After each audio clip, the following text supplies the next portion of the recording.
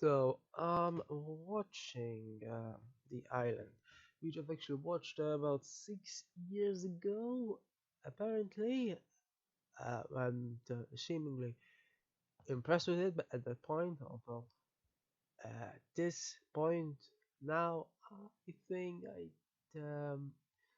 I'd go with it being more of a violent sort of sci-fi rather than kind of sci-fi that isn't that. Anyway,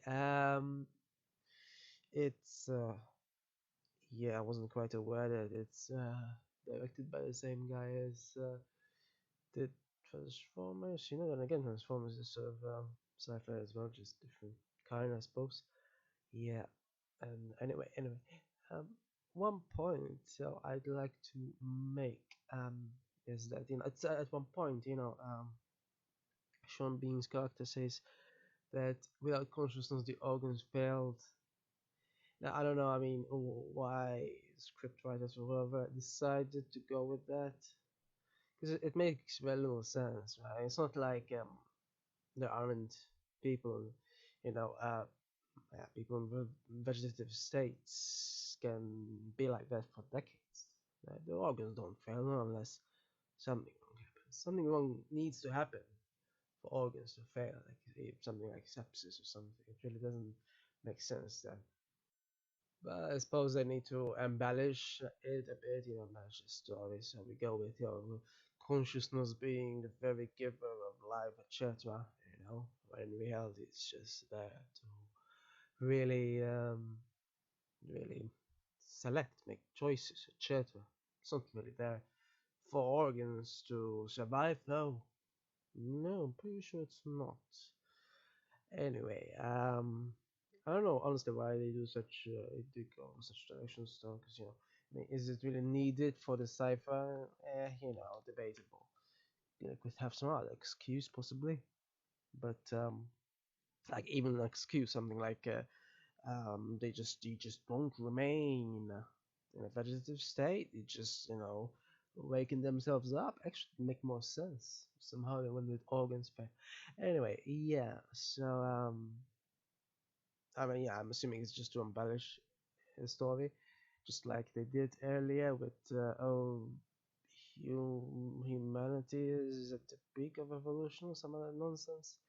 Yeah, although many people say that unironically as well in real life, not just in the script. I mean, I can understand they did it here to sell, just like they said, sell. So yeah, but otherwise, so in a way it's sort of similar, but still not really. I mean, it makes little difference really. By the way, I'm not sure why, but I mean, when I begin it again now, I didn't necessarily remember straight away that I watched it 6 years ago, and I didn't double check to make sure that either way. I mean, I don't mind rewatching some stuff, especially if it's sci-fi. I think it's sort of the most interesting sort of genre to rewatch. But for some reason, I didn't notice that I watched it until. So I'm only mentioning this mainly because it's just sort of a psychological sort of sci-fi, I guess. So in a way, it's sort of interesting to see how memory works and functions and holds up as well. Yeah. So from 6 years ago, I didn't remember pretty much the first 20 minutes. I mean, I watched the first 20 minutes without remembering that I watched it. And then, as soon as he talks with that engineer guy, played by who is he again? I forgot. Anyway, yeah, that's when I suddenly realized that I watched it for some reason. I don't know, maybe the talking with is played by Steve Buscemi, the guy. Yeah, I don't know. I really don't know why. Um, that's the thing that so it's quite funny, but maybe all the fact that there was this just the same color all over, for some reason, the same color being used. made me unable to remember. Because that's the thing, isn't it? That's when he talks to the engineer is when it becomes a darker world for some reason. That is. That was as soon as I remembered it. As soon as I remember that I watched it, and that's when I double checked, and yeah. Um, so 6 years is a long time, I suppose, but it's incredible how much memory fades because you think, I mean, it's in a way like kind of like a different angle from the Matrix, isn't it? It's not quite the Matrix. It's more about just energy source. This is more nefarious, I guess you could say. It's curious that it's set in 2019, which obviously is now in the past. When I first watched it, it wasn't though. And of course, when it was made, it was 15 years in the future. That's a few, of course, discounts the release. I mean, that's only if you count from when it was actually made, which is usually a year before it was released. So, yeah. So, I don't know. They must have thought that 15 years is a long time. I mean, I don't think this technology is possible, though. Well, I suppose, you could obviously, um, yeah, that is, organ donations, etc., but not this whole thing. I'm pretty sure you need stem cells for this. Yeah, so it's not quite, though, obviously, no one has actually done this whole thing, though. That'd be something. Of course, it's also reminiscent of, that Tom Cruise movie I recently commented on, Oblivion, but, as opposed to, well, in the Matrix, the purpose is energy, and it is in a way much more complex, I suppose, because it's about the illusion of reality, etc. This, on the other hand, I mean, reality is still reality, but it's there's a yeah, there's it's more about propaganda in a way, and the effect it might have, um, and but Oblivion, on the other hand, thought it was simply about uh, yeah, well, the uh, helping really that helping, I suppose, to get energy, but the energy wasn't them. So anyway, yeah, I guess I'm trying not to spoil, but yeah, it's interesting to think about the different sci-fi concepts hanging around here. I suppose just slightly from different angles. Um, yeah, it's also had a bit of cryogenetic preservation, which yeah, most sci-fi movies sort of skim over. They don't really linger on it for too much, and it's not like any one of them usually makes it the focus of the concept in question here. I still remember when I learned about it. Yeah, I remember I happened to catch it on some radio program, and it was at night, so I don't know, just it really opened sort of the imagination with that, because there's much to imagine when it actually happens, I suppose.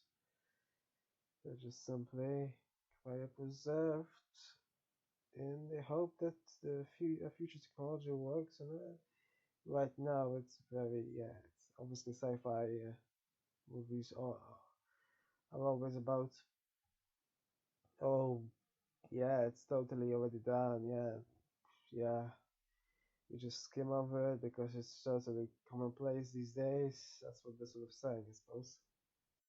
By the way, I find it sort of amusing how that guy who came up with, the values assigned letters, etc., essentially a conspiracy theory. This is sort of illustrative of many conspiracy theories as well. As in, they are ultimately wrong, but they might indicate that there's something wrong at you know with regards to whatever subject they're on about. Of course, most are just simply about the vagueness, the chaos of life. There really isn't much more to it than that. Chaos does inspire such conspiracies. Baseless mostly, but but this was interesting because he thought they chose them by names, but this is the problem then. Why on earth would they do that themselves? Why on earth would they add values to letters? What purpose would that? It makes no sense. There isn't any purpose whatsoever, which is the point with many supposedly complex conspiracy theories. Of course, in reality, yeah, they're simply there waiting, just like the doctor said there. Scarlett Johansson's character's real life persona was in a coma, and yeah, they're simply waiting there until they need, until the sponsors. What is it exactly? They're called the customers, I guess, for the corporation. Yeah, this is the thing, though. Uh, you know, Merrick is in a lot of places, that word Merrick, and also biotech. Now, if they knew what biotech meant, surely they could, do a bit of addition in their minds, couldn't they? Biotech, sort of obvious, isn't it? Unless you go to such lengths as to not put biotech anywhere. Yeah, by the way, with regards to Oblivion, the plant, there's a plant there instead, and I suppose it's equivalent to the moth here. I'm not sure if it was a moth actually, some sort of insect at any rate. Yeah, so in that one, he knew his the outside world isn't necessarily, yeah, um, and there's also a book in Oblivion that sort of opens up his curiosity. Whereas here in the island, it's not quite. There isn't anything per se that triggers the curiosity. It's sort of inbuilt, I suppose. So I don't know. But there's also that Aces in Spade matchbox. Yeah, that obviously then leads them to the establishment in this case. So I suppose that's sort of equivalent to the book, but it's more of an idol, I suppose.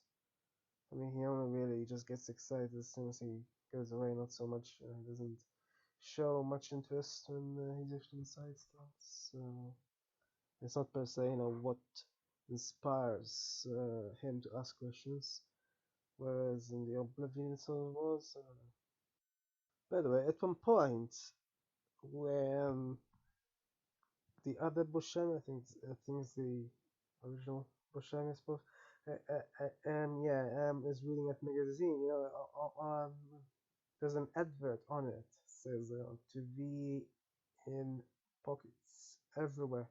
Now I don't quite know if, like smartphones at that point. I don't think smartphones had quite become very much used. I think that was like a couple of years later. So it's sort of interesting how I don't know. Presumably thought they knew, but the phone depicted wasn't quite a smartphone though. So I'm assuming they were thinking of. something else. Anyway, it's interesting to see how yeah, these days, of course, yeah, sure enough, TV is everywhere. The only thing that's not everywhere is the Wi-Fi to see it on. Of course, you can always have, I guess, a local sort of file, video, you know. So yeah, and yeah, actually, not the original or anything. As in, you know, I misinterpreted Buscemi's character. I thought he was also a clone, but in fact wasn't. So then he was lying to him, etc. By the way, if they try to make a prediction there, the trains would somehow hover, apparently, by 2019, well, it didn't happen, did it? They certainly do not hover, nor are there, because I'm sure people thought there'd be hovering cars as well. Nope, not either. It's quite something how many of these predictions go wrong usually. By the way, something I notice, it seems, is that the vials for the hallucinate that are apparently fictional drug that they use to try to, so recall, such a euphemism, eh? Because, it's the same thing really when it comes to recalling cars or food or such, except, here now. Anyway, that the vial there says it is expired in 2018. Of course, when it was first made, that would be long after as well. But the movie was supposed to be set in 2019, so technically it's already expired at that point, I suppose. I'm assuming. I don't know if that's just something that they didn't notice, but if so, I don't get why they made it intentionally to be 2018 in the first place, which was over a decade when the movie was made, and not somehow made it so it expires after the movie was supposed to be set in. A bit strange.